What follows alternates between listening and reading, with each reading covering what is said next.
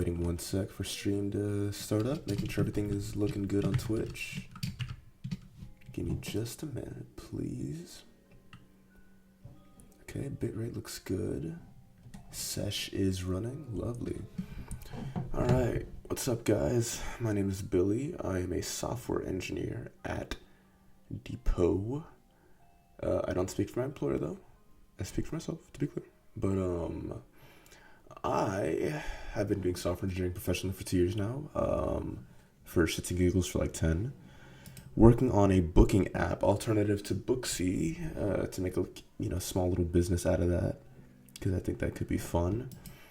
Streaming it, so fuck yeah. All right, let's get it. So when we last left off on our little fucking adventure, right, we had this process going where you can go create a business, right? You can set the times that your business is available, right? You can sign up, put an email and a name, and then you're given a booking URL for your business, right? So then, interesting. So then if you go to the book page for that business, I can't type, son of a bitch. God damn it, I keep doing it. I keep doing it. Anyways, if you go to the book page for said business, right, you can see that you're not allowed to book for days in the past, obviously, which makes sense. You are allowed to book for days in the future. Oops, I actually made it the exact opposite because I'm an idiot. Hold on, give me just a moment. If I go to bookingpage.tsx, then return true, otherwise return false. Awesome. Okay. Wait, what? Okay. Hold on. God damn it. This was working. If is valid date. If not, if is invalid date. Hold on. Okay, then I rename this function to invalid date. Okay. As you can see, I can select days in the future. I cannot select days in the past. Right. Also, I'm gonna work today on being able to select days only based on whether or not they have availability, right? Oh, by availability, of course, I mean the business's availability that was set previously, right? Frosty F4, yo, what's up, man? How you doing, man? Back on the streaming grind, it looks like. But yeah, you can select days that have availability based on the business availability that we said earlier in the process is the plan, right? So invalid date currently just checks if a date's in the past, right? So if the date is not in the past, right, then return true. Frosty F4 said bro's working on a booking app while I'm working on a calculator with Pygame. Both are fire, bro. I'll say both are fire. I actually want to make I have a buddy I want to make a game with in Pygame at some point. So if I ever get around to that, because it's in the huge list of projects, I might actually ask you for some advice on that. But it's chilling, man. It's all a learning process. You know what I mean? I've never made a fucking calculator either. So I think it's all chill. But say for this, if it's less than date, then return false. We'll do a bunch of checks, right, in the invalid date process until it returns true, right? Are you good at writing Python? Truth be told, man, I haven't written Python in 3 or 4 years, probably. It's been a long time. I haven't written like consistent Python. Back when I wrote it, I was pretty good though. But nowadays, I probably need like a couple of, or I'd have to like look up a couple of things to write code. But I mean, as you probably know, man, all programming languages are kind of the same after you learn a couple of them. So it wouldn't be too bad. All right, Okay, so if today is less than date, still works. Okay, awesome. Next up, right, what I want to do is I need to check if each date has if there's an availability in that date range, if that makes sense, right? So, yeah, console.logging availabilities. Let me see what that looks like again before I forget. Object. Yeah, C++ is so easy to read than Java. Dude, holy shit, I have never read Java in my life, thank God. I've never had to write it. I've seen it and it looks disgusting. I don't love C++. I love writing C, but I don't like Java, man. Man, fuck that shit, dude. I would genuinely turn down a job if I had to write Java just because it is so ugly to read. At least Kotlin or any of the other like sister languages around in the JVM ecosystem are like nice to read and write. But fuck, hold on. Hello world in Java. It's like public static class main, all this shit. Hold on. All of this to print hello world. I get that it's like, I get why, it's just boilerplate, but like, fuck, man. I don't want to write that much for like such minimal code. It's stupid. But I get why it was popular back when it was introduced. Because having portable code that easily is super sick, but solid pass for me, big dog. Okay, so what I'm gonna do next, I think, is the way availability is structured right now is it's a list of availability blocks, right? A block being a 30-minute chunk of time, right? So blocks can either be a day, as you can see here, like Sunday, every Sunday, or a date, right? Which you don't see here right now, but you can have specific dates where you're available or not available. So what I'll do is I'll check if the day of the week has a date in the availability block list. Frosty4 asked if I've ever used ChatGPT for work. I have not. Or no, that's such a fucking lie. I have. I used to rock Copilot in my code editor a lot too, because I love AI, man. I think that shit's awesome. I think it is one of the most amazing technologies of our time by far. I don't use it as often for writing code, if that makes sense. But when it comes to trying to work out how to solve small to medium scale problems, it can be really nice to bounce off ChatGPT instead of having to bug a coworker who's busy at the moment. You know what I mean? But yeah, man, I fucking love using ChatGPT. Frosty4, remind me, you are not in school right now, but you do work as a software engineer, right? And forgive me for not remembering, dude. It has been a hell of a couple months on my end.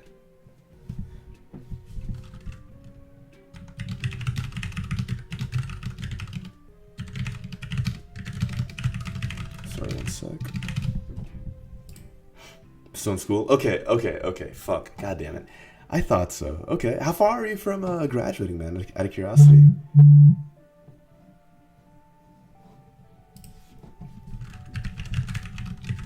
Okay. And then regarding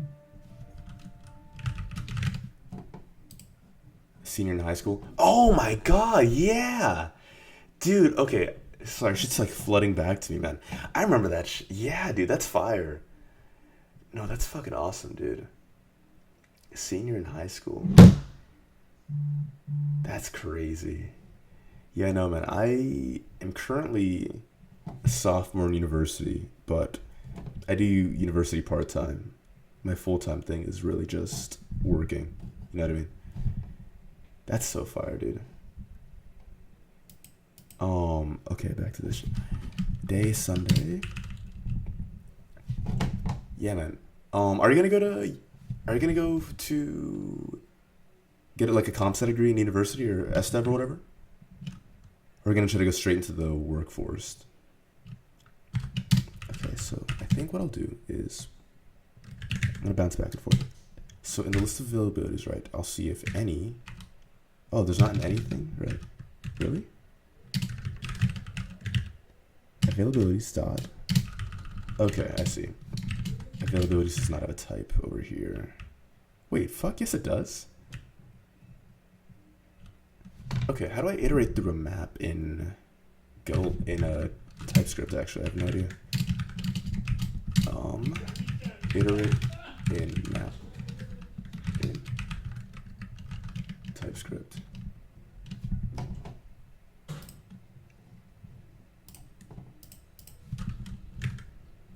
Here, one sec. Sorry, I gotta text somebody.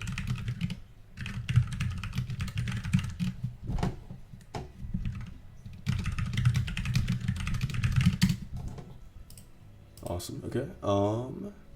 Okay. Yeah. How would I iterate through a map in TypeScript? For each loop. Cool.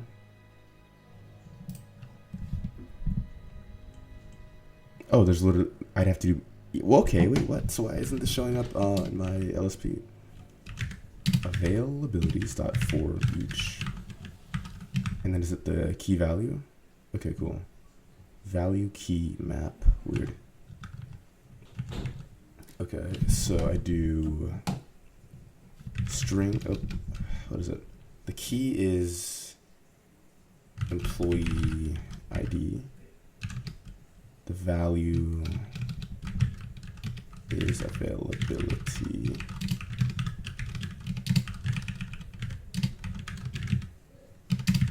Okay, TypeScript is really struggling, I guess, with giving me what I need here, but that's all good.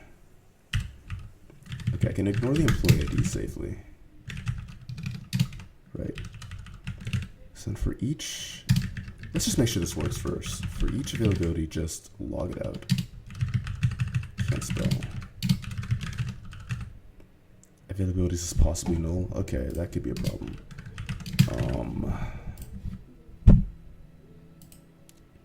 Yeah, that could be a problem. Okay, so if okay, I guess then if we need the availability for the page to render correctly, then we should not render the page until that's loaded.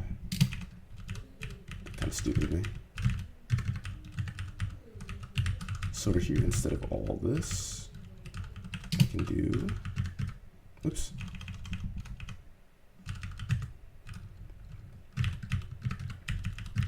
Literally just do const availabilities is equal to resp.availabilities. Oh yeah, the response can't be null either. Oh, okay, I see the problem. Never mind. So, okay, I remember what I was doing now last time I streamed. So there's three possible states, right? There's the availability is not being loaded, where we just show loading ... If the availabilities are loaded and the availability is equal to null, right? That means it's a 404, so I show 404. Otherwise, I show the calendar. Okay.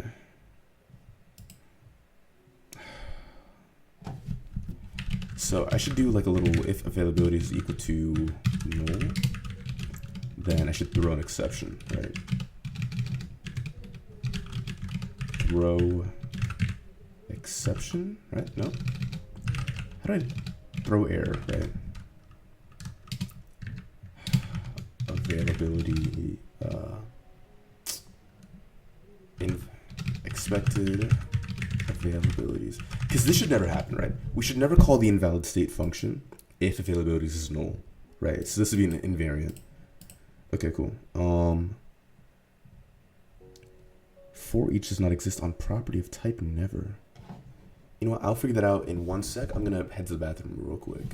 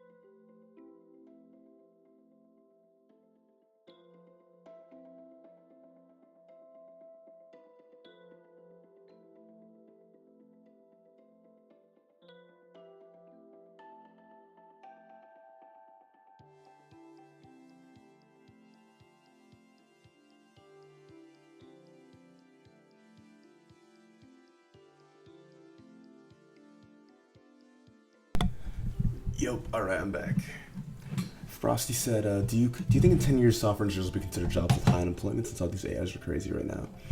Okay, this is actually something I'm very down to talk about. Okay, do I think software will be? Okay, so I'm biased, but I think the answer is no, as of right now. Right? AI is cool. It's very good, but a lot of these AI aren't good at complex tasks that are prone to errors, if that makes sense, right? And software engineering at like a high level is solving complex tasks that are prone to error, right? I think that if AI gets to the point where it can replace the average software engineer, then almost every job is probably fucked at that point. Okay, but in general, do I think in 10 years software engineers will be considered a job with high employment? Dude, honestly, I'm not sure. I'd say probably not.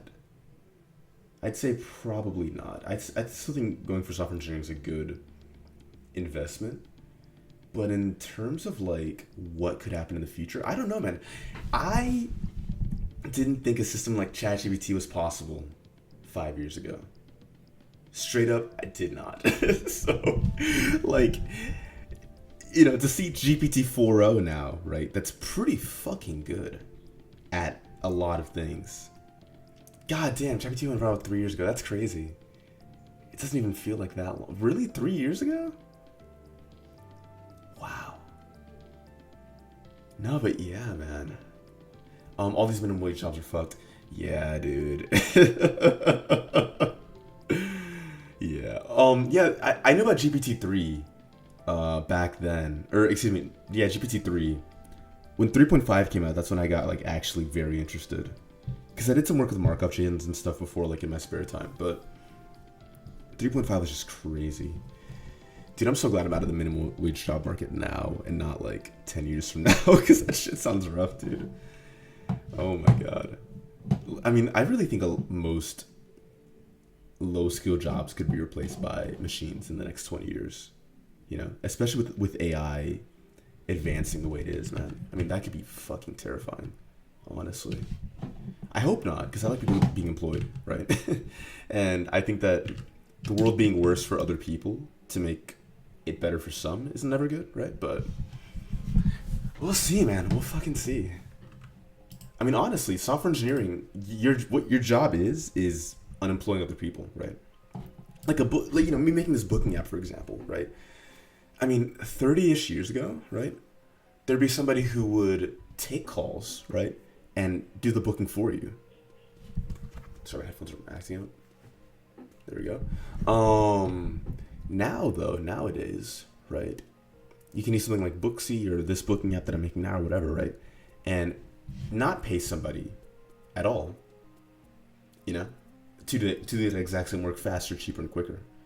McDonald's will probably be AI working. Dude, aren't there like already McDonald's that are pretty much fully automated? Fully automated McDonald's. Yeah, this is like a couple years ago. Yes. Oh no, this has been a thing, dude. Yeah, because a lot of McDonald's now you don't even talk to a cashier. They have people working in the back, right? Still cooking the shit. But yeah, you just talk to a fucking you talk to a little touchscreen, or you tap a little touchscreen, man. Yeah, because when I was a kid, that was not a thing. Like, you'd still talk to cashiers and shit like that. They had machines, obviously, that helped, right? But yeah, man, it's crazy how much reduction to the workforce that there's been. Let me see. Okay. This is miserable. I need to get an ad blocker on this browser. Okay. Okay, so there's still people working at these McDonald's. That touchscreen's so ass, bro. Yeah. No, listen, I'm not a fan, man. I'm not a fucking fan, to be honest. I'd much rather... I hate talking to machines in general, right? If I call, like, I've been calling a lot of places lately to buy a car, for example, right? And, like, so many fucking things. I have to talk to an automated robot first. So many fucking business. It's miserable. It's so miserable, but sign of the times, man, I guess, you know. It's just the way things are now.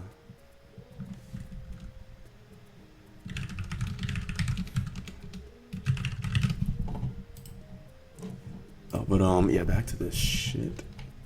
Okay. Cool error. For each is not a function. Why?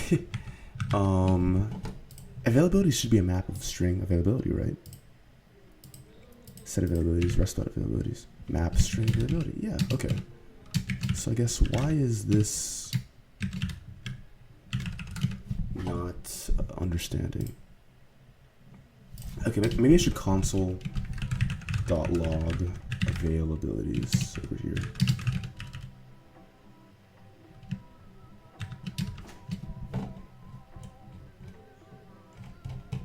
Okay. This is exactly what I thought it'd be, a map of a string to availabilities. Okay. It's all done. The above error in the file component. Consider adding an error boundary. Availabilities.for each is not a function. Okay. JavaScript map. Okay, I don't write a lot of JavaScript. I'll be totally honest. This is a new experience for me, so I should probably learn to understand it better. Yeah, what properties does, or methods, excuse me, does it support? Map.prototype. For each, right? New map.forEach. Okay. Just to be clear, yeah, availabilities is a map of string availability. I'm missing something here. I'm missing something here. Property for each does not exist on type never.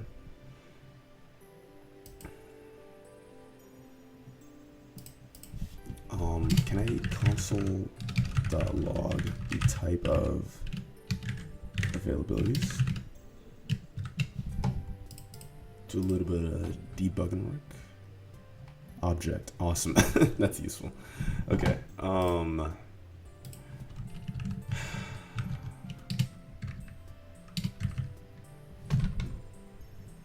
me think here. For each isn't a function. Const.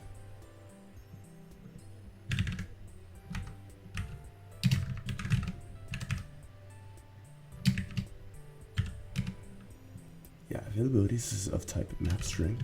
I'm returning get availability rest, right? I call this function and I set availabilities to resp.availabilities, right? So if availabilities is equal to null, then I'll just return true for now. How about that instead of throwing? Still an issue. For each does not exist on type never. This is certainly confusing. What is a never type? I should understand that better actually. Never type TypeScript. Values that never occur.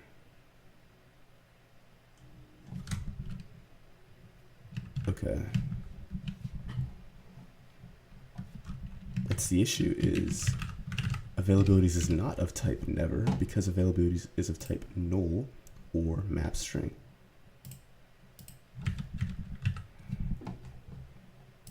Okay, maybe, you know what? Instead of being of type map string null, right? I'll make it the starting state just a new map. Right? Then over here,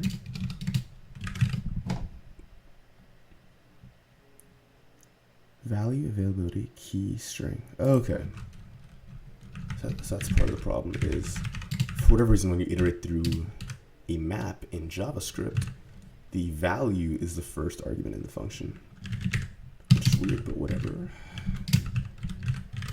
Oh, okay. I see why, actually. That's decently clever. Still an error. Not a function. Okay. line 40 is where this is going on. If availabilities.length. How do I get the length of a size? Cool. Is equal to 0. Then I'll return true. Okay, yeah, that shouldn't have made a difference. For each is not a function.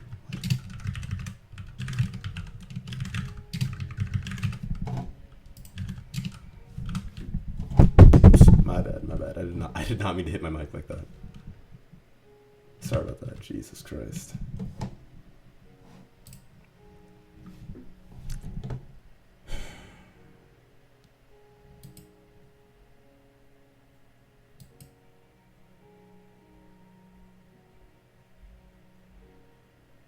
Okay.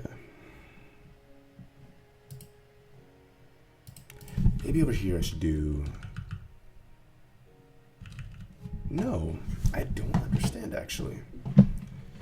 Since no matter what happens, right, availabilities has to be assigned here because we called set availabilities.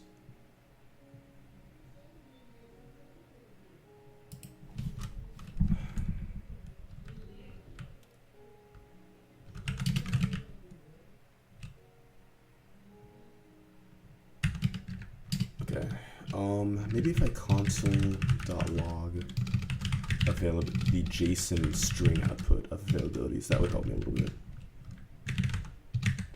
That's a nice cheat way of getting the exact values of a JavaScript object. Okay, this is what I would expect, right?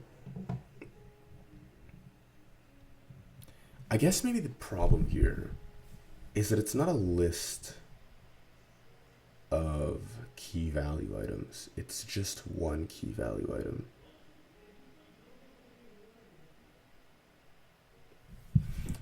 So the TypeScript is lying. Why is that, I wonder? Okay, if we go back here, right, map of string to availability, right? Map of string.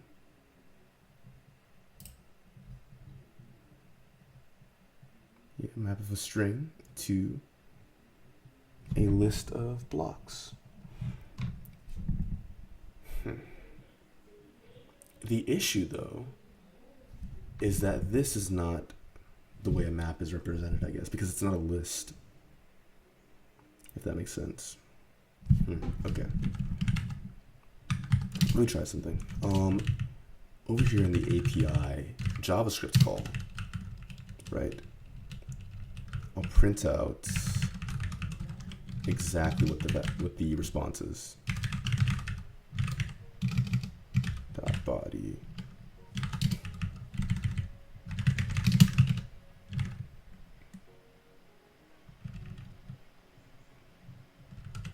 Const body stir is equal to await this shit. And then we'll print out body stir. Is it? Oh, it's text. Whoops, that's the method I'm looking at. Okay. Cool. Availabilities. And then a map of maps. That seems correct to me. That seems valid. Availabilities being a map of, or an object of objects. Okay, I wonder how this is done. Okay, so this app, right, has a golang side and a TypeScript side. The front end is in React TypeScript, the back end is in Golang, right? There are going to be issues with interroping data between the two sides. If I have enough issues, I'll just use something like connectrpc to generate the types for me so I don't have to deal with this shit, but I kind of want to do this on my own, if possible.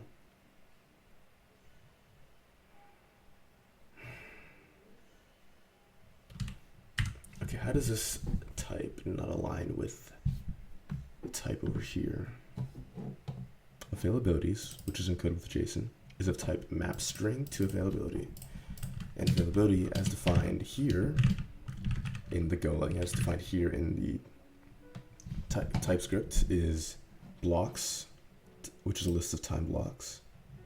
Each time block being a day, an optional date, a minute, and is available, which we're not sending, but that'll just default it to false or null, I think, which is fine for now. Okay.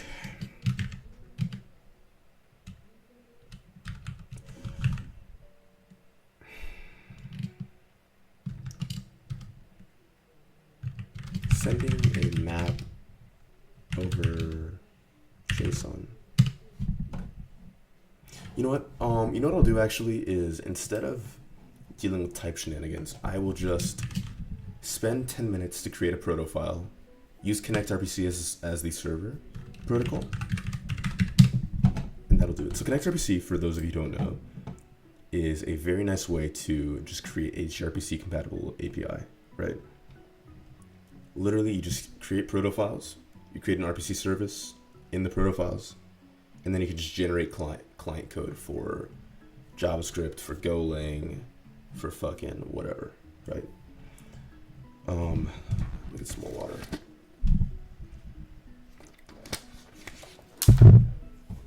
So I'll need to write a gRPC or connectrpc server in Golang, right? Yo!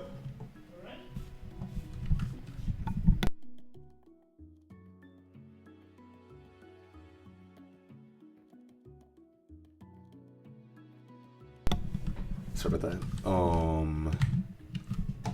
Yeah, I'll need to create a connectrpc server in Golang, so I'll do that now. Connect is a slim library for building browser and gRPC compatible HTTP APIs. Okay, cool. Install tools.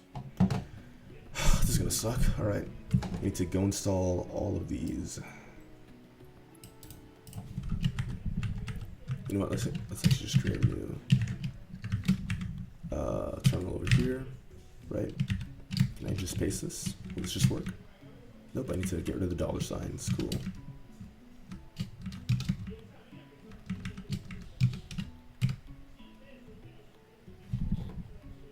Awesome. You'll need buff, proto-cgen go, and proto-cgen connect go. Cool. Cool. I forgot I do not have GCC right at this moment. Hold on. Okay, quick download GCC using Nix, and then we will rerun the install. Actually, fuck it, I don't need to install this shit. I can use Nix to install all of this. It's fine. Okay, we have to create a proto file next, right? So in Emacs, right? Let's go to the booking API. Maker, let's call it greet v1 greet.proto. Let's call it business. I can't spell business v1 business.proto. Right? Copy all this shit and then paste it. Oops. Forgot. I don't want a directory called business.proto. I want a file called business.proto.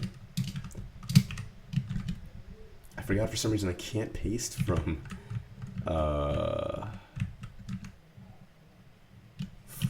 Google Chromium. I had some weird issue with that. Okay, cool. Let's go to the booking API over here, right? Let's business v1 business.proto. Copy paste this in NeoVim. Nice, cool.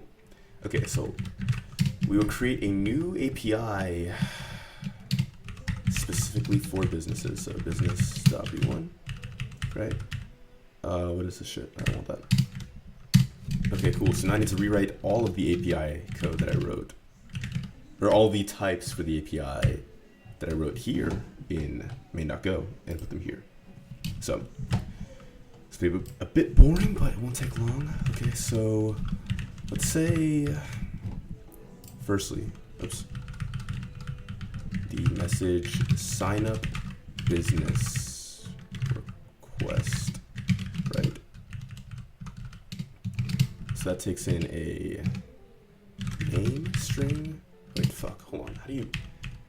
Okay, string name equals 1, right? So string, but in protobuf you put the type, the name of the property, and then equals, and then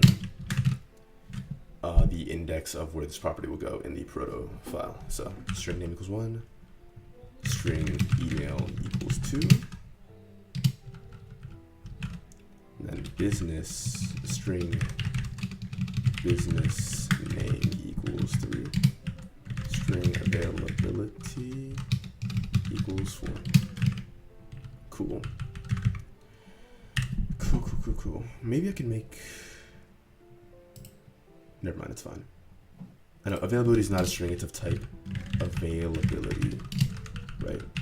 And that'll be a separate message over here, availability. Availability, as of today, will consist of a list of time blocks repeated, time block blocks, and then a time block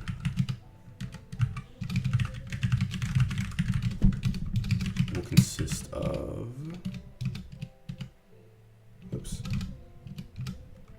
a day. How do I say or in?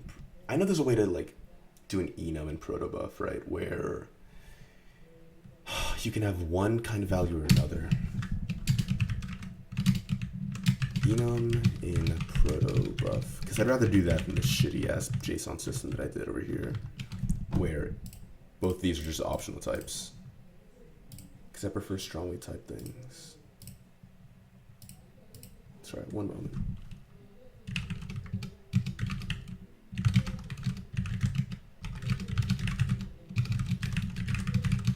Just texting someone. Lovely.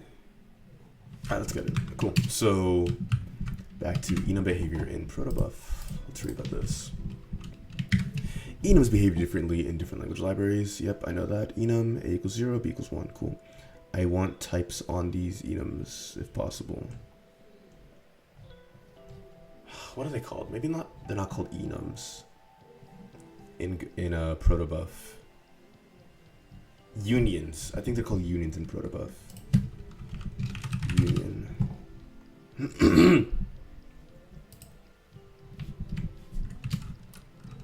Union. Nope. Protobuf union. Type. I'm sure you can.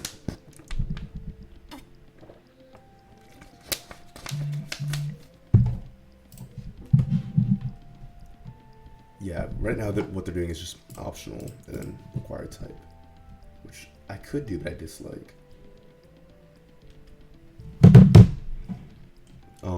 One of, there we go. There we go. Okay, so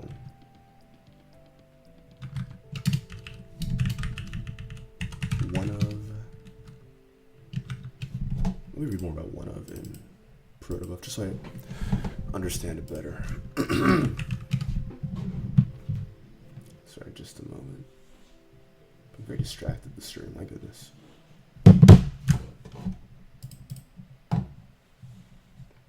Okay. One of. Using one of. This is what I'd like, yes. One of, test one of. String name equals 4, submessage equals 9. Okay. So in this case it'd be one of time, I guess, what would I call this? It's the way that I want to specify whether it's a day or a date. One of time, specific time, and that will be either a string day enum. Fuck me. Sorry. Enum day of type day equals to, or a date of type date. I know there's like actually a grpc date type, so I'll find that in a second. Right. And then a day will consist of an enum day. And just to make sure I understand this, I'd look up enum unspecified. Okay, cool. Perfect. So Sunday equals 0. And I'll just keep doing this for all the days.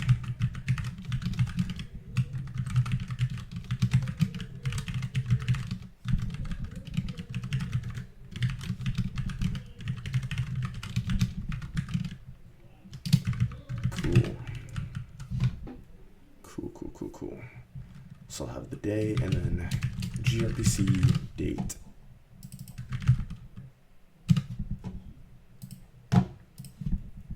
Representing date, okay, yeah.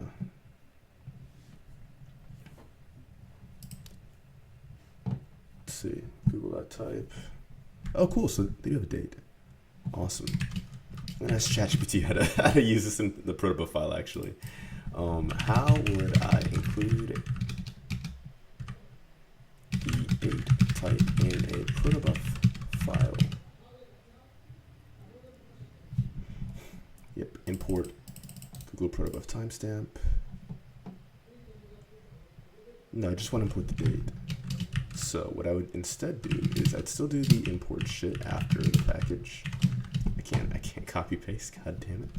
Son of a bitch. Imports Google/timestamp, Google/protobuf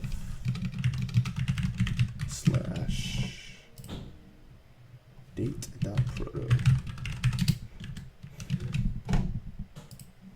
And then these are Google.protobuf whatever. So over here I would do Google.protobuf.date. Sick. Okay, there's a long ass proto file. Oh my god. I'm just gonna keep going though. Okay, cool. Let's sign up business request. Up next, I do the booking URL request. Message booking URL request. And that would take in a string business ID and a string employee ID. Cool. And then what else? Get availability request. Now we're just taking a string booking ID. I think that's really it. Yep, and then the responses. So after you do the sign up business request, what does it respond with? Oh, token of business ID. Cool. Message sign up business response. Firstly, string token equals 1, string business ID equals 2. Cool. Then in the booking URL request, I would return just the booking URL. Cool.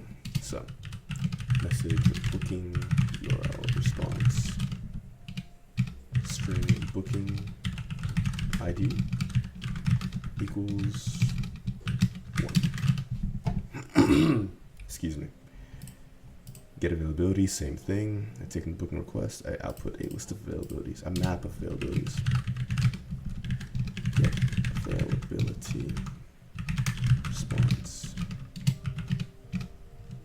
And that would be a map of string to availability. Availabilities equals 1. Nice. Finally, I'm still going. Business service would be to greet it. Oh no, to the first function, it'd be. Oh shit, hold on.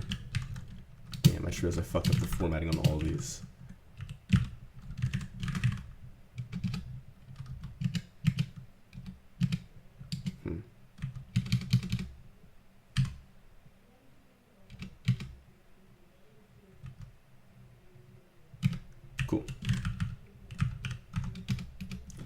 So RPC business or sign up business.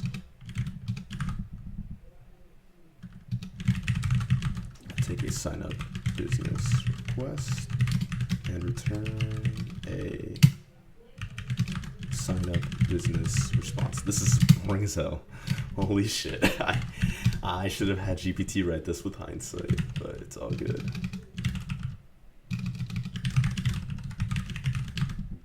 Booking URL request returns booking URL response. Sick. RPC get availability request. Shockingly returns a get availability response. Wow, who would have thought? Alright, let's get it. Cool. I got all that shit. Thank God my mic is not muted. Alright.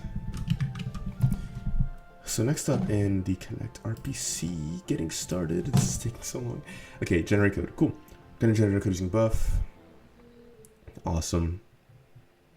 Scaffold a basic buff.yaml by running buff config init. Next up, buff had generate code by putting this into buff.gen.yaml. Cool. Okay. So,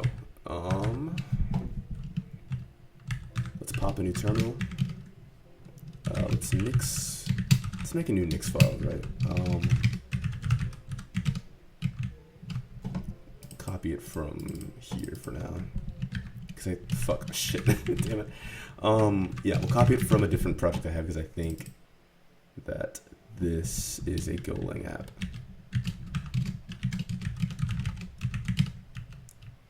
Nice. This is too much though. This is not what I need. What is another golang project I have? Because I'm sure I have more. Thoughtbox core maybe.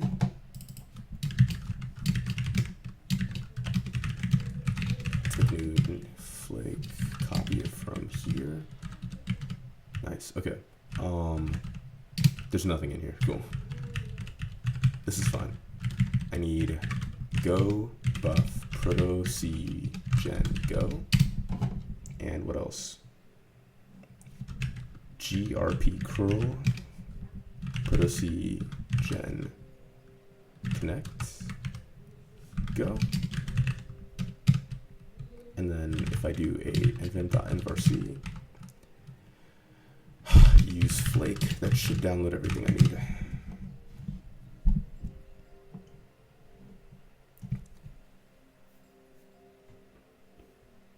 Let that cook for a second.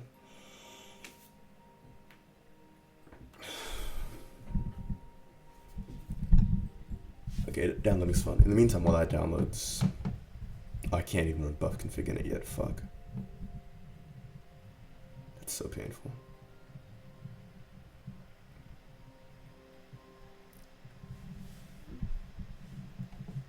Okay, there we go.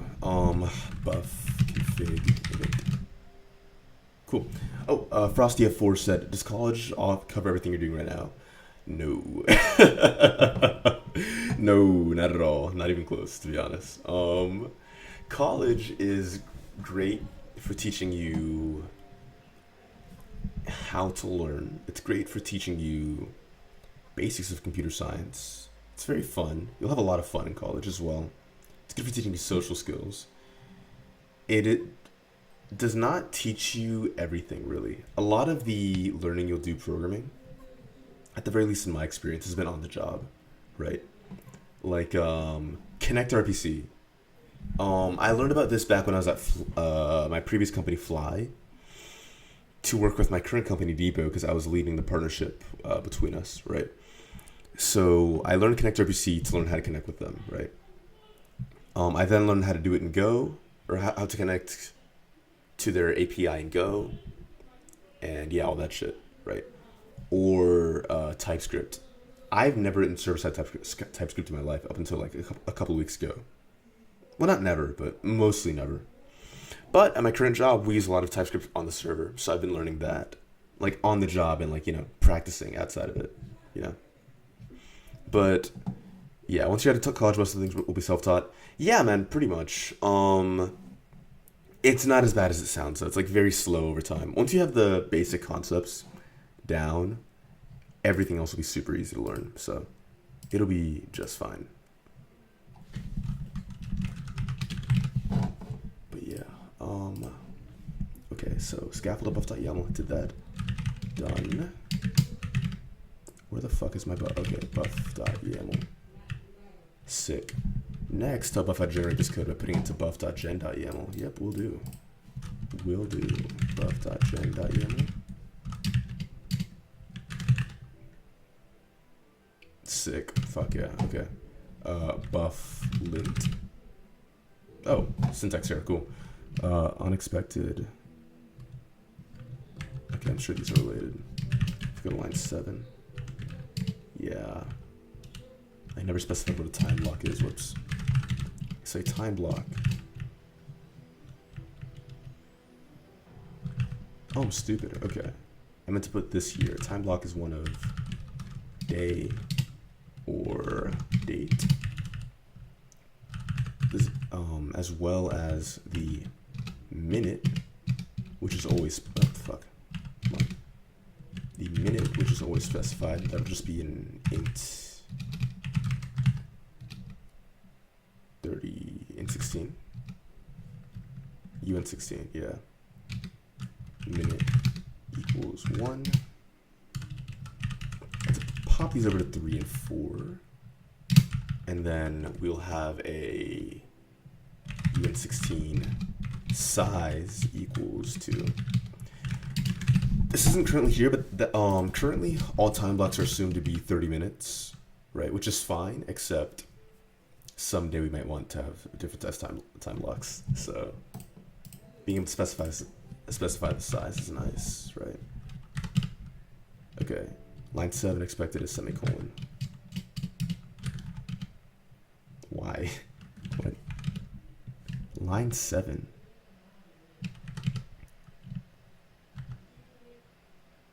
Do I do the import? Oh, in the import statement. Okay. Yeah, Google protobuf date.proto file does not exist. Okay. Importing Google protobuf. Because I don't know how to do that, to be honest.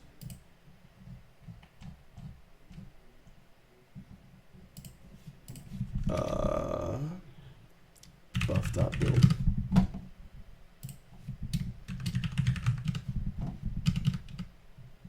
I'd very much like to know how to do this. Yeah, you can see this in action. Cool. I would just like to know how to import them, please. All right, Jippity, ChatGPT. How would I import Google/protobuf?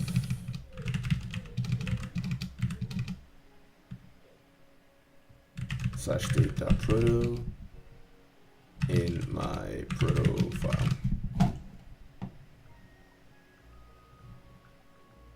Oh, it's Google dot, I think. Wait, what? No, that doesn't seem right. Hold on. Importing Google protobuf files, maybe? Is that the correct way of asking this? Importing usage of different package files. Okay. I think I wouldn't use slashes, I would use dots. Because these should be like standard library files that are included by default.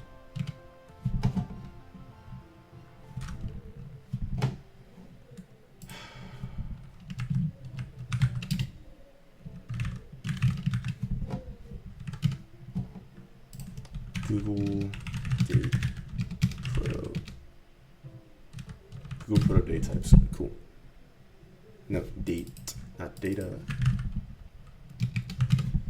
Ah, man, sorry guys. I am struggling a bit.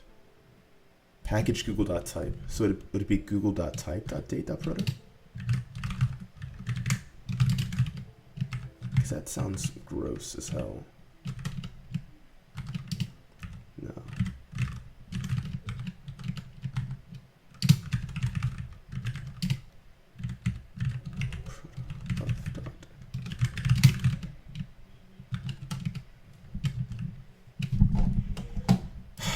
Import Google protobuf. I don't care. I want to import any of them. How would I do this?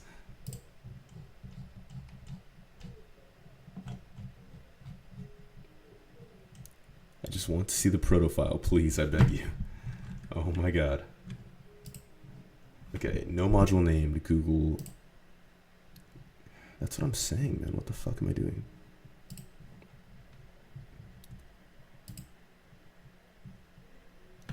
Okay, so I had it right the first time, right?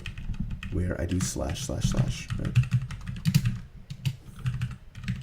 Okay, weird. Oh, Frosty F4 said, at what age did you start programming? I started when I was 10, if I remember correctly. Yeah, 10, 9 or 10. My school had a computer lab when I was little. We went one time, you know, after some tests I was fucking around. Learned about programming through a site called Khan Academy, which is useful for like math tutoring and shit like that. And yeah, ever since then I've been on this this path, I guess, this grind. It's been good to me though, so you know, definitely a fortunate find.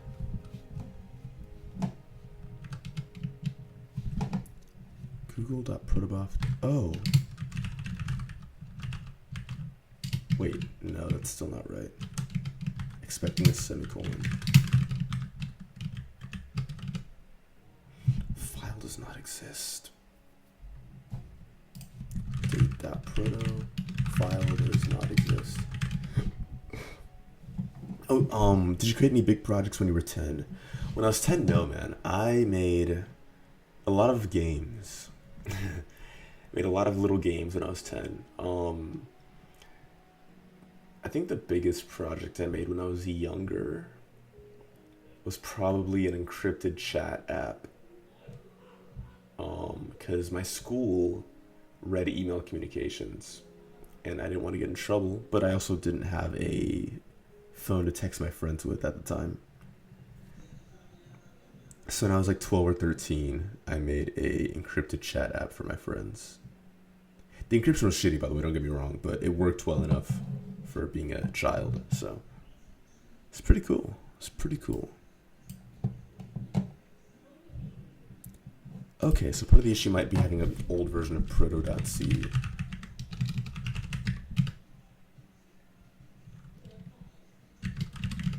That could do it. I'm not even getting proto-c over here at all. Whoops. Oh, because it's not a thing. Okay, I'm fine then. Never mind. Fuck. Were they glazing you after that? No, man. I guess I was seen as a freaking nerd, honestly. Back when I was like really young. Not many 12-year-olds can do that. Yeah, but like kids don't really give a shit though, you know. Like it's cool, but it's not really like getting you popularity.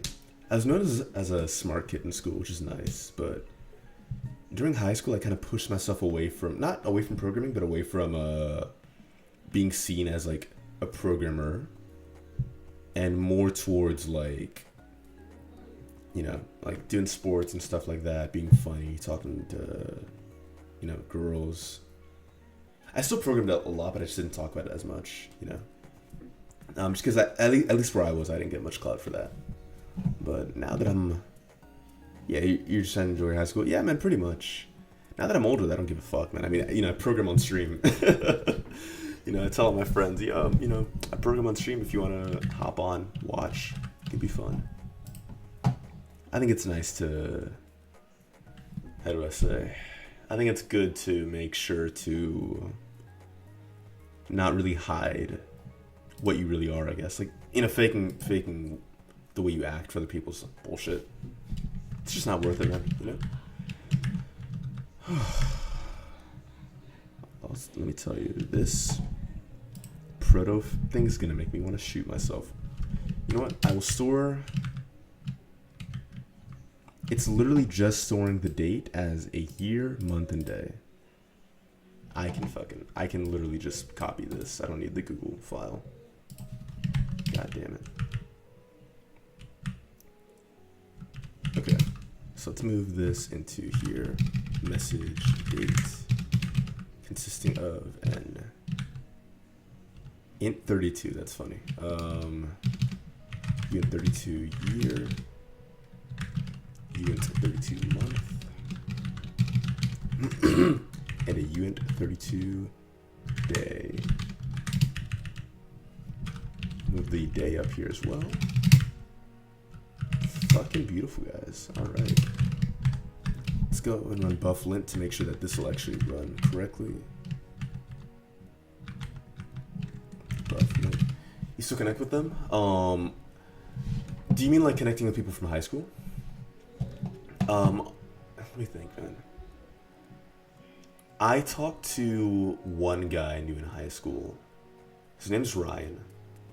Yeah, I can say his first name on stream. That's fine.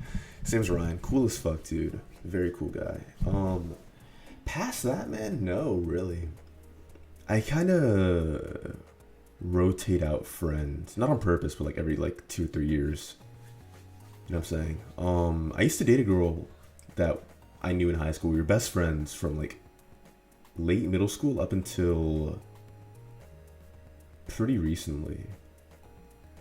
We were best friends, dated for like a year and a half, then broke up. Yeah, I'm not really friends with anyone from high school anymore. People just kind of grew apart, you know.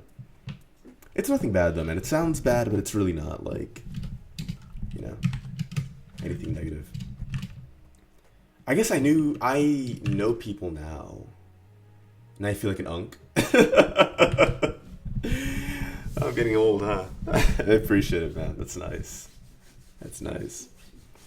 I think that sharing your experiences with people is nice, you know what I'm saying? There's lots of people I talk to nowadays that are much older and more experienced than me, right? Who, like, I love talking with just because of the fact that they give me so much good advice or perspective that I couldn't really think of on my own, you know? I'm getting there soon, lol. Yeah, man. Time fucking flies, dude. Let me see. Let me tell you, man. I really think the one piece of advice I can give in high school is just like enjoy that shit, right? It's so nice to have like low key, no responsibilities. Not none, but you know, low amount of responsibilities. You see your parents every day. You can see your friends pretty much every day. You still work and stuff like that, obviously in high school, but yeah, I'm enjoying my senior year right now. Good shit, man. That's for sure good. Don't get me wrong, I love being a fucking adult. I love it way more than being like a child in high school, but there's definitely upsides that I wasn't seeing back then, I guess, you know. But it's good though, man. I mean, you had an interest in programming, you know what I'm saying? You have like shit planned out. You know, I mean, you're gonna go to college, right? Not that everyone needs to go to college, to be clear, right? But you know, there are a lot of people that leave high school with like no plan. They just kind of fuck around, and it's good for them. But you know, having a plan for when you leave high school, and like a life plan in general, is definitely a good idea, man. It's exciting though, dude, going to college. Don't say what college you're going to in chat, but is it like a smaller or larger college you're heading to? I'm curious. Because the one I go to is very small. Going to state. Oh, good. Okay, good shit. You'll have a good time then, for sure. For sure. Don't be stupid. There's my main advice. There's my main advice there. You know, people are nice, but you don't want to get yourself in trouble. But have fun as well. Don't take life too seriously. Unknown type uint 16. Damn. Unsigned integer pro buff. There's no way you can. Okay, you can't have unsigned integers. They have to be regular ints. Damn, that sucks. Okay.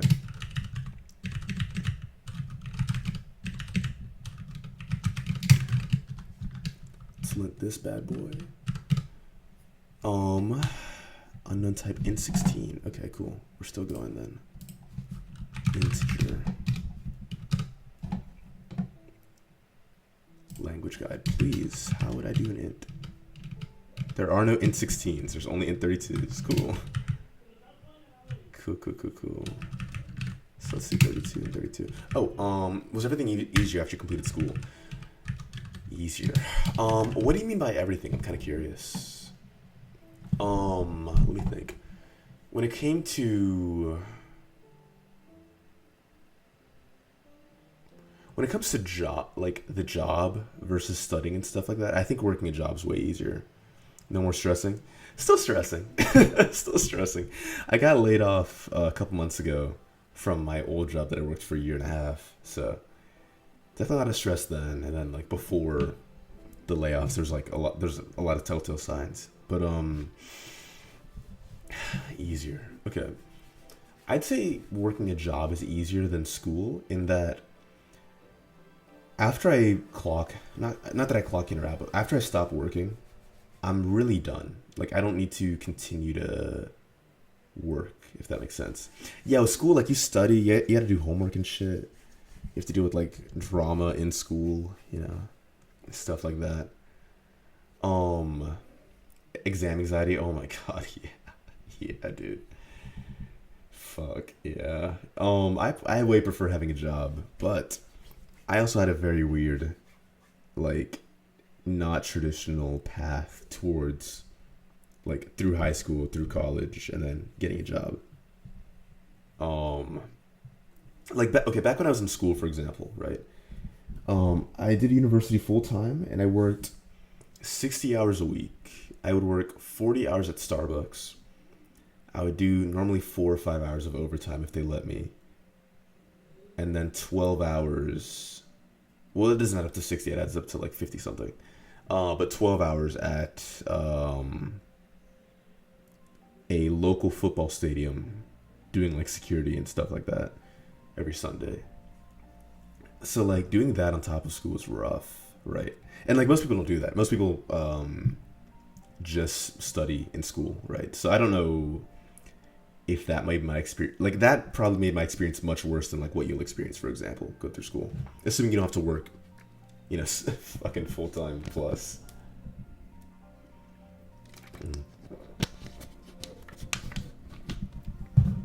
But yeah, man, I enjoyed school. I enjoyed going to college. I sometimes wish I'd gone to a traditional college instead of like I went to community college. I did not have the money for a state school. My parents did not have the money, and I didn't have the money. So, yeah. But I've gone to state school parties, and those are pretty fire. So, those are pretty fun. Don't you wish to go back to school? No, man, I'm good. Yeah, I don't wish to go back to school after I'm done with everything. No, bro, I'm chilling. I'm good. I did my school, doing my school and all that. I don't want to go back. I love working. I love having free time. I love not having to stress about it. There's stuff about school that I miss, like having, you know, talking to people a lot more often than I do now. Or like, you know, like being exposed to a lot of people, I guess. A lot of different ideas and shit like that. It's very cool. But, no, I love working. 16 years of schooling is enough. Let me tell you, man, I wanted to get a fucking master's in, what is it called? In machine learning. That was my original plan. Whoops. Let me close out of Steam. My bad. Yeah, I want to get a master's in machine learning, which would have added like 3 or 4 more years to my schooling. And now, I mean, I guess I could still go back at some point, but I do not want to. I don't want to do that shit at all. I'm very much chilling. Back to this though. I think the proto file should compile now. Oh, whoops. No, I still haven't. Okay.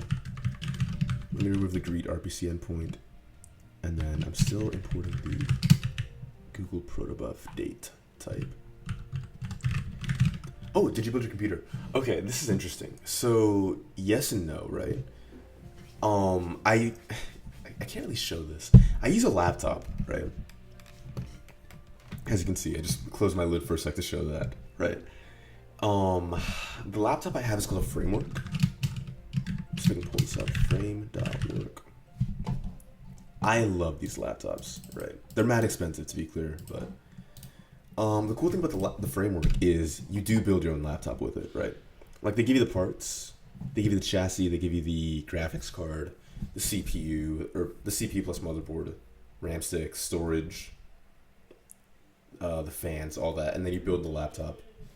The whole gimmick with this laptop is that everything is like replaceable, right? Every part is. Like you're meant to have this laptop for like 10 plus years, replacing the parts as they break, or upgrading the parts that you need, you know. But yeah, I fucking love it, dude. It's honestly my favorite piece of tech that I've bought so far. It's very cool. Oh yeah, oops. Okay, back to this. If I debuff lint, god damn it. All right, it's still complaining.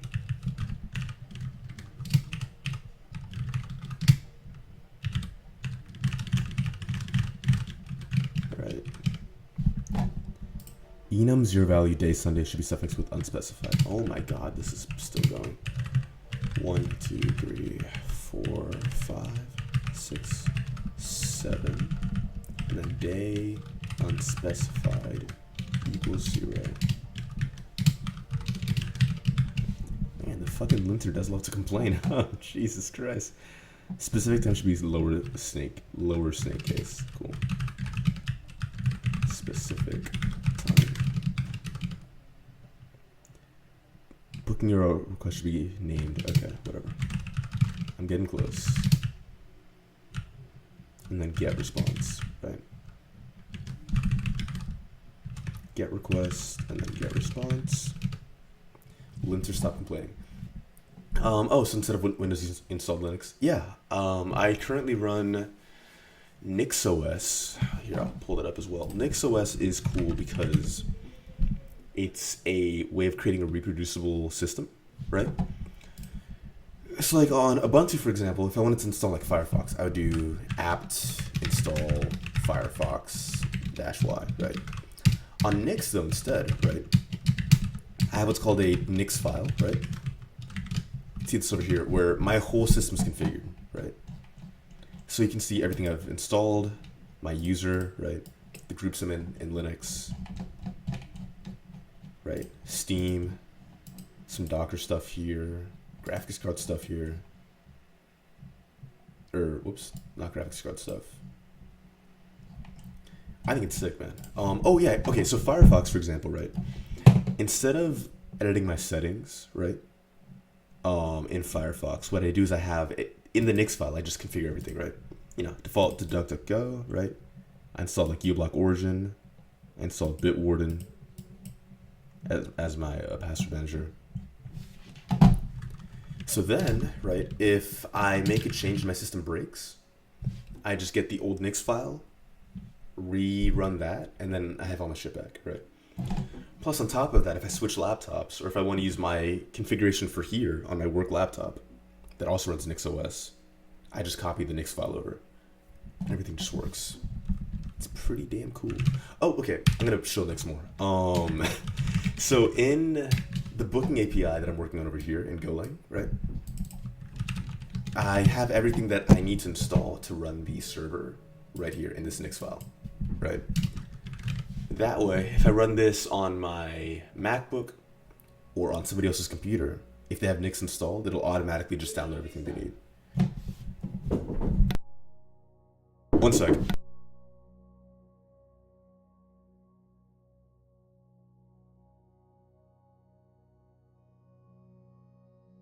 Start with that. Okay, I should be back now. But yeah, I run Linux. That's the gist of it. Okay, so now that I have bufflint running, right? Where is, okay. Buff generate.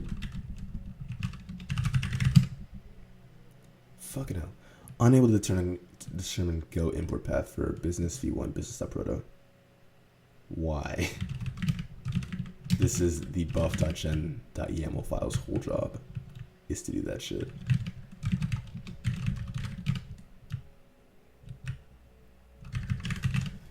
Okay, please specify either a Go package option in the proto file or the M argument on the command line. Okay, interesting. Oh, go packet. Okay, fuck, I didn't need to do that shit. God damn it. Okay, so over here, option go package is equal to booking API slash gen slash business slash v1 slash v1 colon Greek v1. Okay. v1 colon business v1. Weird, but whatever. Okay, now buff generate. Syntax error on line 5. Probably just need to move this, but god damn it. Nope, okay, still. Expecting semicolon. Oh. Oh. I think it generated it. Nice. Fuck yeah, there we go. Okay. Nice. We're gonna generate code using buff, modern replacement for Google's protobuf compiler. Yeah, I did that. Generated it. Okay, now I need to implement the server.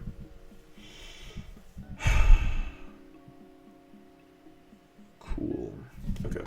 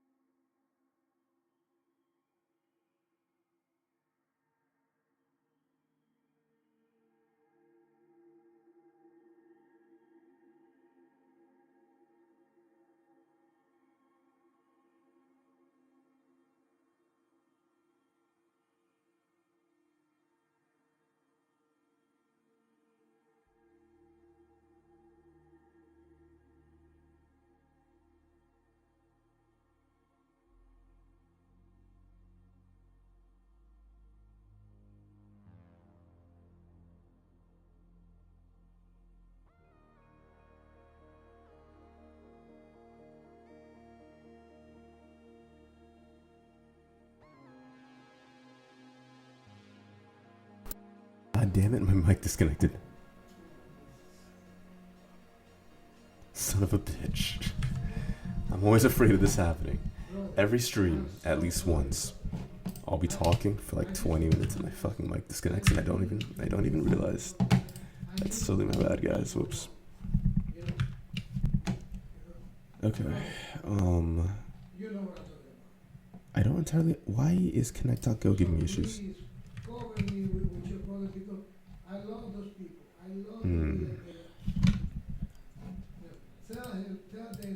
But I'm gonna tell Richard. Don't ever tell me to come do something. Example, Gen Greet v1, Greet v1. Brother, thank you. Okay, so then when it compiles, what's the directory structure here? Why is it not booking API? Okay, what if I just remove the gen shit over here, right? Oops, I mean in the profile. Just remove this shit.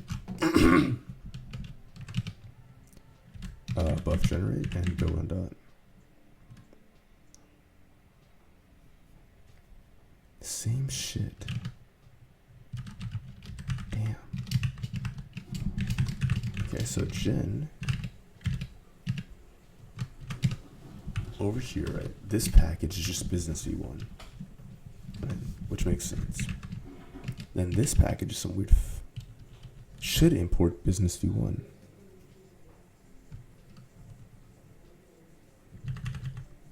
I don't understand where the connect file is expecting to get business v1 from, if that makes sense. Maybe it's something in the buff.yaml that I'm missing, or the buff.gen.yaml. Gen, path, source relative. Business v1. Business.proto, okay.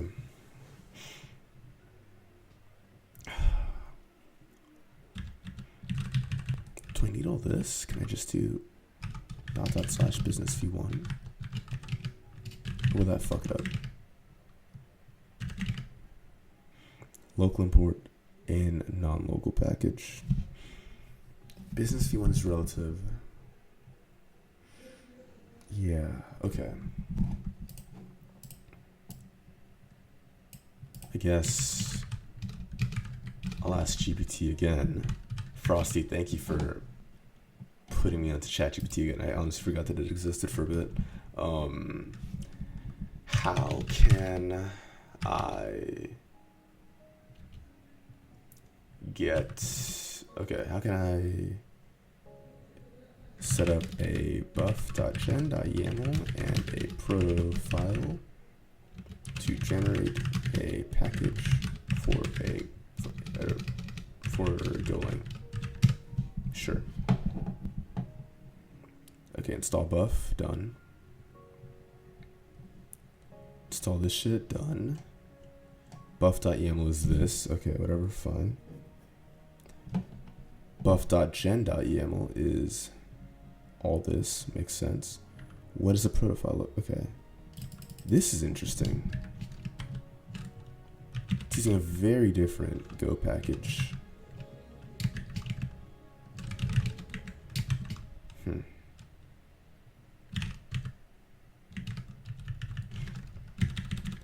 So what if I go here, paste this, oops. So the service is, okay, let's say call the package billyb2/booking API gen go booking API. Okay, fuck. Gen booking API v1 booking API.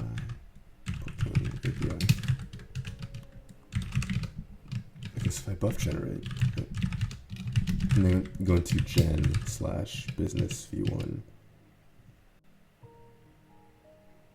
Oh fuck me, I forgot this is called business, not booking API.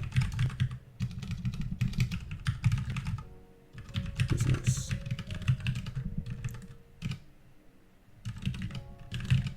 We'll delete the gen. Okay. So then I go into gen/v1 business.pb as expected.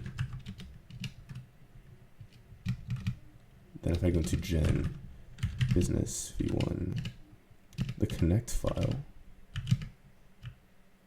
this looks correct, right?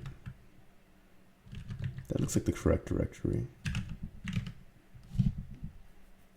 God damn it. No required module provides package.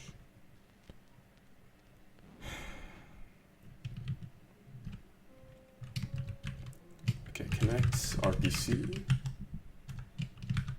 is trying to not getting correct package. Can't type, that's all good. Okay. Give me a full connect RPC golang example. If I have a full example project, there we go. This might help. So buff.gen.yaml looks like what I'd expect. Whoa, this is different.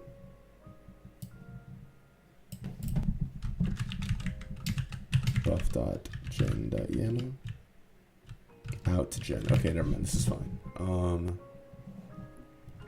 Go package prefix. This might actually be important.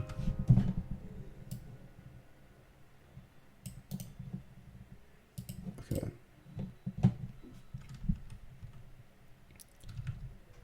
Whatever. You know, I won't fuck with the package prefix right now, actually.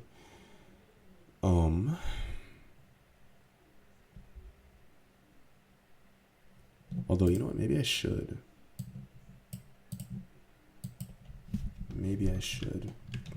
That might be the problem, is that I don't have, because, you know, the two files are not even close to being in the same package, so Go can't find it. Maybe this will just work. TM. Call it booking API/gen.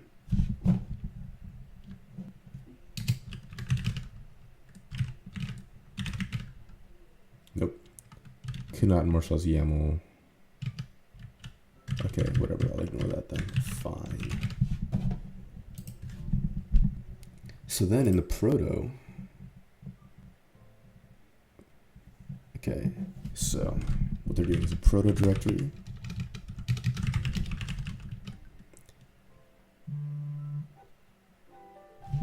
Oops. I'm gonna pause stream for just a little bit. I'm getting a call. Be right back.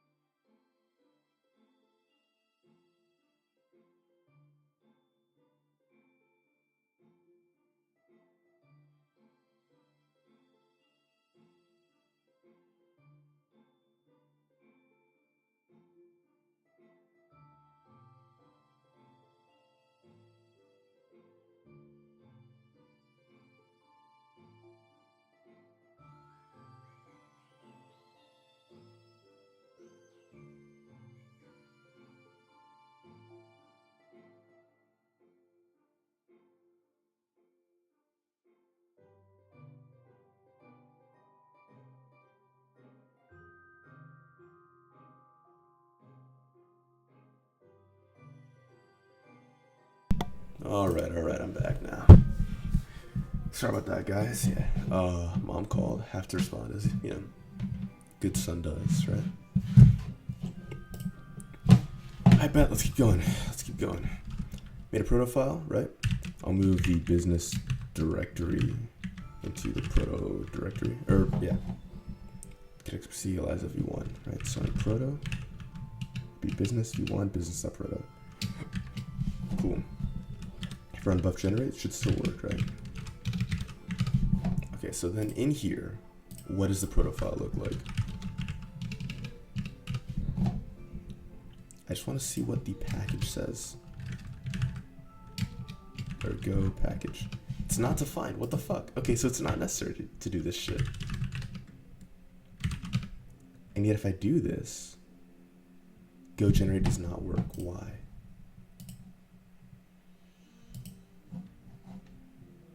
Odd. I might just switch back to v1 then. Because I don't want to deal with setting up or specifying go package. It's kind of annoying, if I'm being honest. Okay. If I go here and set go package prefix default to, if I just set it to gen, that's it. I don't know. Yeah. github.com/billyb2/business API/gen. Sure.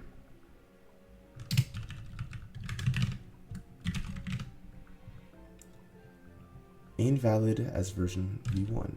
Could not unmarshal as YAML. Why? This is literally not the exact same file, but very close. Yo, X hyped said base framework plus NixOS have the same. Let's go. That's so fire, dude. No, fuck yeah, man. The NixOS and framework combo is awesome. Oh, you got the Nix Flake as your thing too, man. Very nice.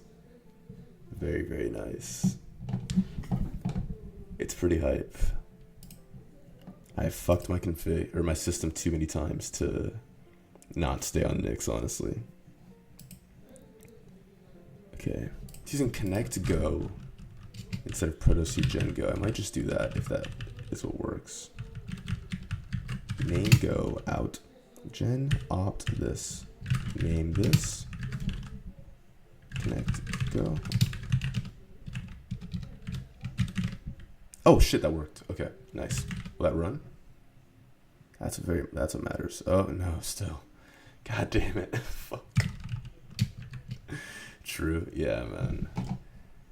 Just in some dev right now. I'm working on a booking API. I'm currently trying to set up the API service using connectrpc, but this is making me want to die. I'll be completely honest. Okay. If I go here, right, into the generated golang, what's going on here?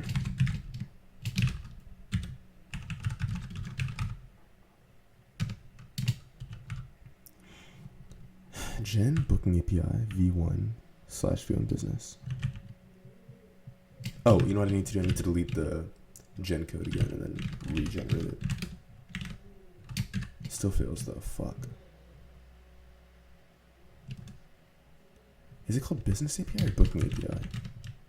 Oh, okay. Okay, that'll do it. Booking API. Buff generate. Go mod tidy. Still, what the hell? Okay, what's my go.mod say? This is called billyb2/booking API, right? billyb2 booking API. Okay. Gen business. Oh shit. Okay, I see what's going on. The generated code has proto in front of it in the directory structure. That's why this is failing.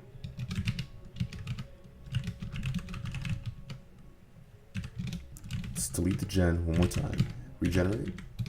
Run go tidy. Nice. Holy shit, it worked. Oh my god, finally. Took me 30 minutes, but I generated a server from a proto file. Cool. Yeah, let's go, PogChamp. Fire. Okay, but so the servers in Golang, hey Xhype, quick question: do you do software development at all, or any kind of like engineering? Yes, that's fire. Do you want to talk about what you do? If you don't want to talk about it on stream, that's totally fine too. The service has a React front end and a Golang back end, so holy shit, fucking hell. Now that I've gotten the Golang bit done for the back end, right, I just need to generate for TypeScript now, which I don't think will be as hard. Okay, can close all this shit. connectrpc for web. Cool. Generating code. Yep, just gen an SDK for me, please. Okay, I guess what I'll do is I'll go into booking app. I'll copy the flake.mix. Oops. For the booking API over here. Then I'll just modify this. I'll still keep buff, but I'll just have protogen yes.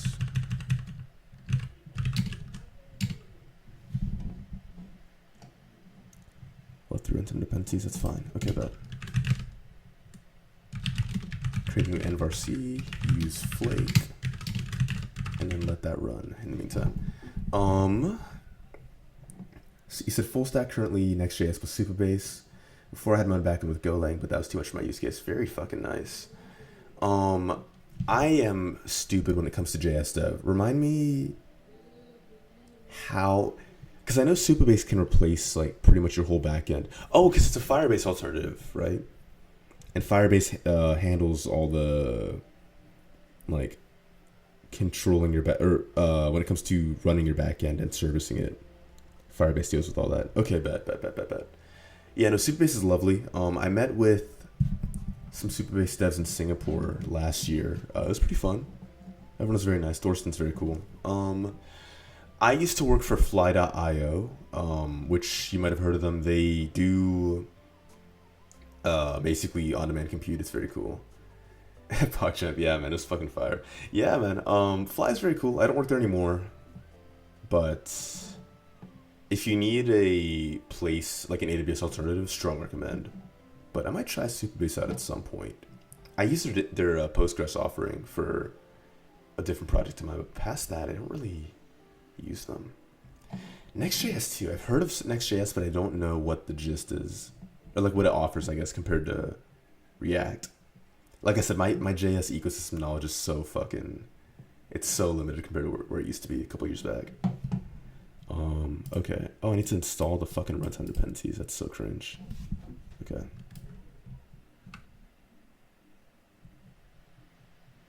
Can I copy one line, please? No? Okay, fuck me, I guess. Oh, okay, if I just click copy, it'll just do it. But I use pnpm instead of npm, so.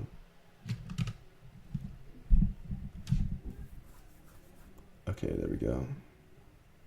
Yeah, I'm just gonna ignore that. Deprecation warning. I couldn't care less. Next tell buff to use the two plugins. Okay. I am literally just gonna copy and paste this and pray that it just runs. buff.gem.yaml. Yeah, so let me symlink the booking API's proto file because I can't be fucked to create a repo right now. Buff generate. Fucking sick. Okay, cool. Oh, npx buff generate. What the hell? Oh, I already have buff installed. That doesn't matter. Okay, where does it generate that then? Is it in node models? Called business or something. Where does this get generated? Yeah. Oh, directly in my source directory. Awesome. I love that. Okay. Does TypeScript by default. God bless. Okay, this looks normal. So now, I guess that the last thing I need to do is replace, my current API usage. What I've been doing this stream is porting my old HTTP API over to a newer gRPC slash connectrpc based one, since I hate types. I hated writing the types for the TypeScript client, and the golang server is pissing me off. So let's go booking app. Okay, fuck. I'm so close. First things first. Let's kill my instance of the server. Start a new one. Secondly, over here,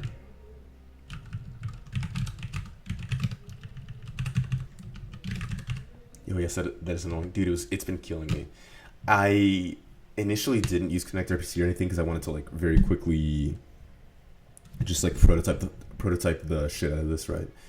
But I have some weird bug where golang is sending one type and TypeScript is interpreting it as another, and I can't be fucked to do the debugging work and like, you know, like why would I do that when I can do a little bit of work up front and then just never deal with type generation again? So that's the plan at the very least. Cool. Okay, how would I use this new API thing, right? Import the service file. Is that it? Okay. Business service or some shit. Yep. From Business Connect, right? Yeah, okay, I thought so. So import business service from Business Connect dot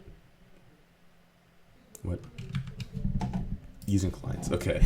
I was going a little too far ahead there.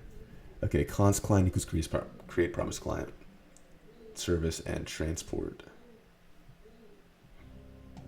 Okay. This is definitely interesting.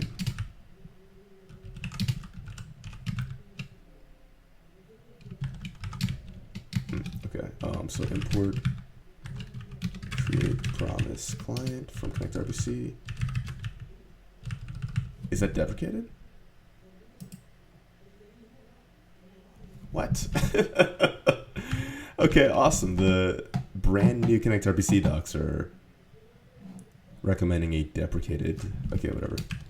Connectrpc TypeScript or web example, maybe? Don't get me wrong, I don't mind using deprecated functions, but probably shouldn't, right? Okay. Holy shit, this is a lot. I mean, I don't really care what framework I'm using, but whatever. Okay, cool. Let's just go into React, or maybe plain source index.ts. Okay, I have to get create connect transport from connectrpc. Create client, create transport. Cool, okay. Oops. For some reason, my Emacs does not like Chromium in that I can't paste directly from Chromium into Emacs. It's probably something to do with running Chrome as a flat pack, but it's so frustrating. Oh, real quick, I'm going to shill my Nix config x-hyped because I forgot that is public. Bam, if you want to take a look at that. Nothing crazy, it's the one I'm running pretty much now, minus like some packages. Literally just the most standard, the most standard config imaginable. I have my Emacs configured separately because I'm using Doom Emacs just because it's a bit easier that way. But really outside of that, there's nothing crazy going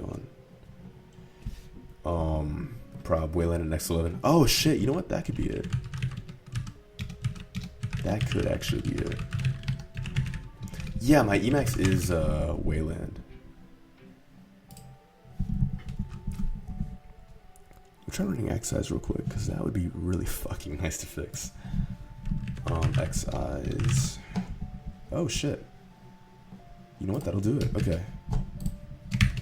Run Chromium Flatpak Wayland. Fucking hell, god damn it. Okay. Well, if I can fix this, that'd be very nice. I have to install FlatSeal, I think, to do part of the work for this. Okay. Add them to a new file. Okay, cool. So if I do... Maybe I don't need FlatSeal then. If I do this... Make sure this is the correct directory though, yeah. Chromium flags.conf. Ozone platform Wayland. Damn, I can't type. And enable features equals use ozone platform. Interesting. Alright, kill Chromium. Restart it. If I can copy, then you are a godsend, just so you know. Holy shit. Oh my god, it worked. Let's go. Holy fucking shit. Dude, I'm not joking. This has been the most frustrating thing while I've been streaming. Oh my god, you're an actual angel, X-Hype. Thank you. Jesus Christ. Okay, nice. Nice, nice, nice, nice, nice. Oh, that's so useful. Okay. You choose flakes and import the framework flake to have all the needed packages. Interesting, do I not? I'm running the 16-inch framework, but let me make sure. 16-inch, 7040 AMD. Oh, interesting. Common. Okay.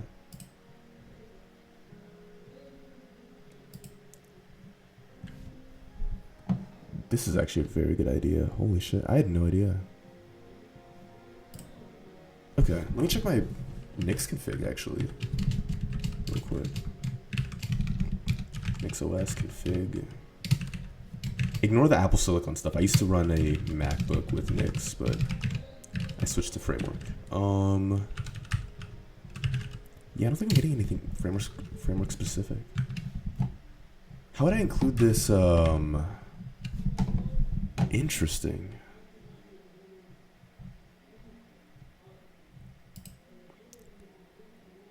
How would I just include this? Do I need to clone NixOS hardware? Also install nerdfont so you don't have all the weird symbols. Yeah, that's a good idea too. Nerdfont NixOS. Oh, it's literally just called, okay. It's just nerdfonts. Awesome. Packages. Nerdfonts. Framework, laptop, NixOS. Maybe Nix Wiki.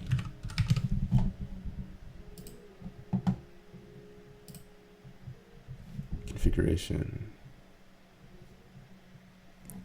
X-Hyped, I have a question. Do you, or does it automatically import the NixOS hardware framework 16-inch, or do I need to do that manually? Okay, bet, nice. Nix link. I'm gonna assume this is yours. I'll open this up. It's my config. Hey, very nice. Okay, I'm gonna steal from this. I really should convert to using a flake, honestly. I'm just so fucking lazy about it. Oh, okay, this is what you do. That's clever. Nice. Okay, awesome. I wonder if this would shut. No, fuck. I need to configure this in a certain way. Let me think. Yeah, really, fucking hell. I'll actually rebuild my Nix config after I get this. Whoa, can I type? What's going on? What the fuck? Wait, were you saying no to if I can just... Need to do it in the flakes. Oh no. Yeah, that would make sense. That makes sense. Let me see. I'll take a look. Hold up. Flake.nix. Oh, flake.nix.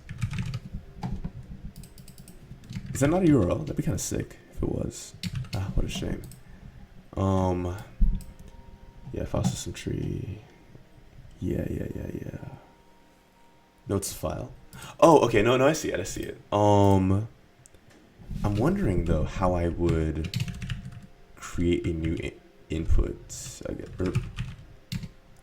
Yeah, use Nix Flake in it. Okay, bet. Okay, I see what you're saying now. Forgive me. I'm a Nix noob if you can't tell. I don't need the Apple Silicon shit anymore. I'll delete that. Nix Flake in it. Nice. Okay. Oh, interesting.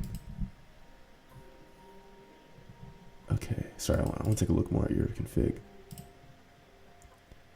Okay. So you can combine a Nix Flake with an existing configuration.nix file. Oh, that's awesome. Okay, that's super cool.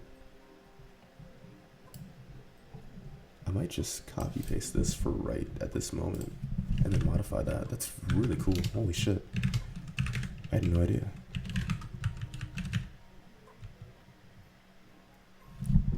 This is fire, dude. Oh my god. Okay. x86 for Linux. Yeah, my config will just be in the same directory because for right now, 16740 AMD.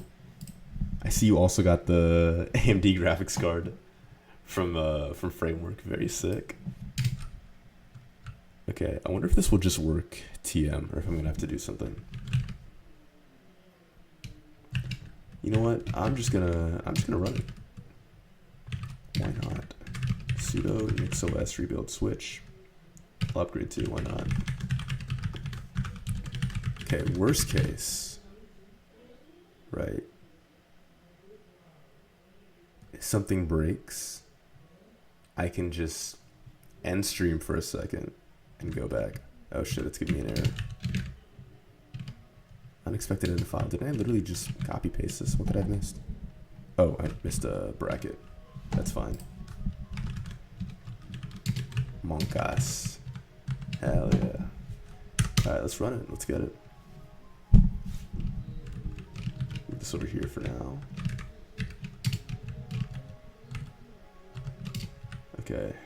Please work. Interesting. So what does the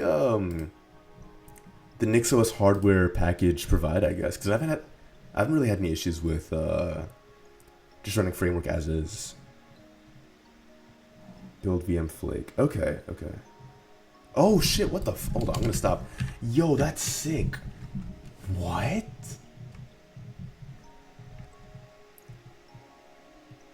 Dude, no way. What you can build a VM?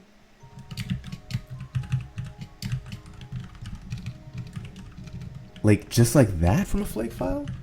How does that work? Hold on, I'm struggling to find the holy shit. I can't type.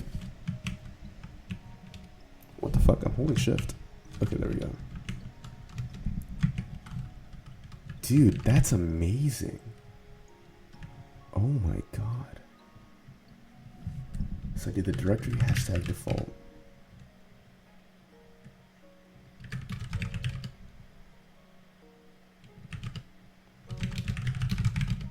No, I already ran Nix Flake in it. Okay, if I just do / hashtag default. Okay. Wait, okay. Let me think. Can I look up home manager NixOS in pure evaluation mode? It says use impure to override. I mean, I'm kind of impure already. That's fine. Rawsum override GFX does not exist. Okay, this is more interesting.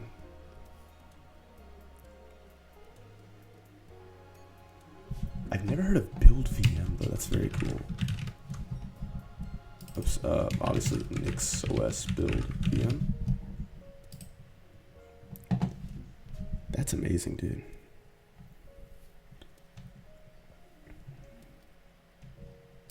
Also, let me star your Nix repo real quick.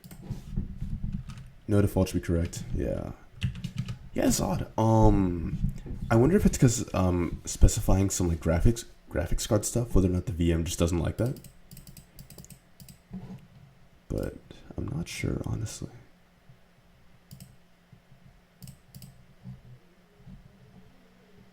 Your Nix config is so nice to look at, by the way. I'm checking it out off stream for a second. Damn, it's split up and everything. Holy shit, this is nice, man. That's sick. Okay, you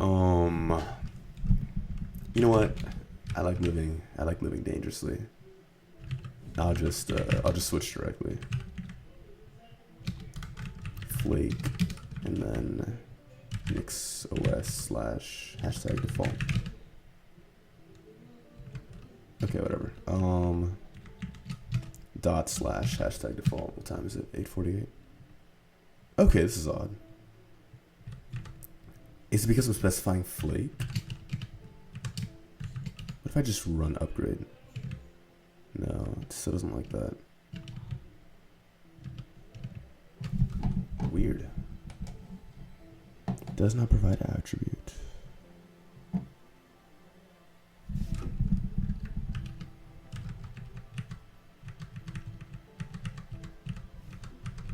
Okay, sudo nixos rebuild switch upgrade. That should be it.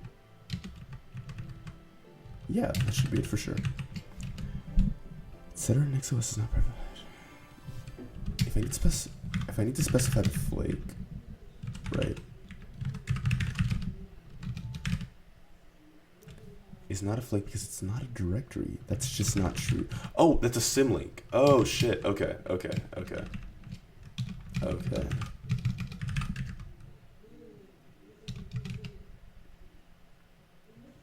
But then even still, cannot look up home manager in pure evaluation mode. So if I specify impure, okay, it's the same issue. Weird. Services.alama.rosum. Okay, let me try deleting the Olama shit for a second, because I don't really need that right now.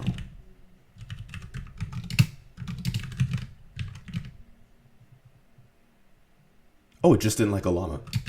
Okay, let me try the VM shit then. That's very cool. VM, and then / etc. nixos. Let's go. Okay, goddamn, I still need to specify impure. There's a fly right on my mic. Okay, I want to smack the fly, but not deafen you guys either. Jesus, or not a fly. It's like a little fruit fly or something. Android Studio Full is undefined. Okay, it's saying that for build VM, but it wasn't saying that for everything else, right? If I just did switch. You know, I would just switch over. I trust X-Typed with my life. Oh no, fuck still. Okay, whatever. Android Studio, you're gone as well. TypeScript, oh my fucking, okay, whatever. TypeScript language server, I never trusted it anyway, to be honest. Which I imported the node package instead and see if that works. Didn't I just... What? PNPM? Oh, I specified it twice. Look at that. Alright, what else, baby? What else?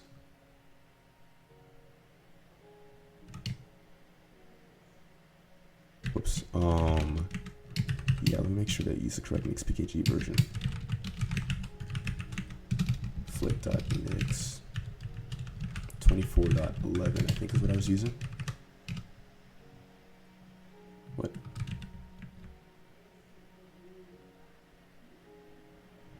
Interesting. Okay. What does my configuration.nix specify? Probably unstable, right? Oh no, I didn't even see it. Sudo nix channel list. Okay, nix was unstable. So I should do the same in my flake. Unstable. I like to live dangerously, as you can tell. Oh shit!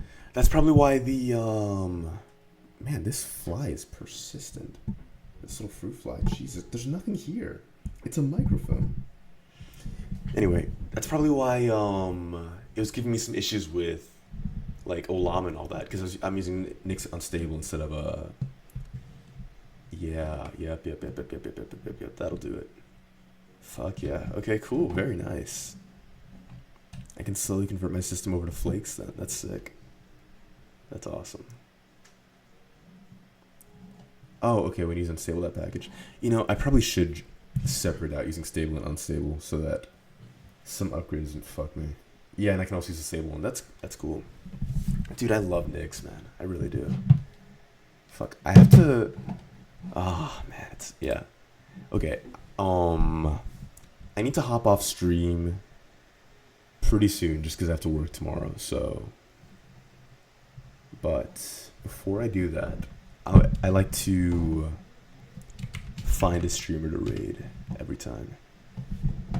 Usually somebody I follow. Actually, you know what? Hold on. Let me pull up my actual real Twitch page for a second.